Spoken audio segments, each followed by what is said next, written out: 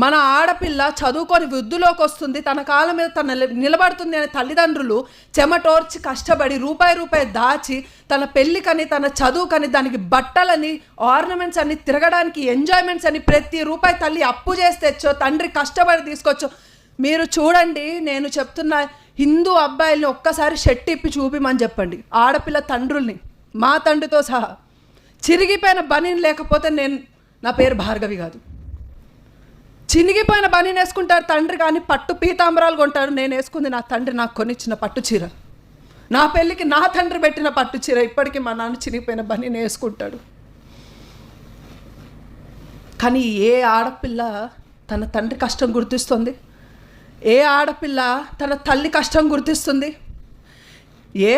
నువ్వు బాక్సులో 2 రొట్టెలు పెడితే ఒకటి తిని ఇంటికి ఇంకో రొట్టె తీసుకొని వస్తే తిట్టినందుక నువ్వు వెనకబడి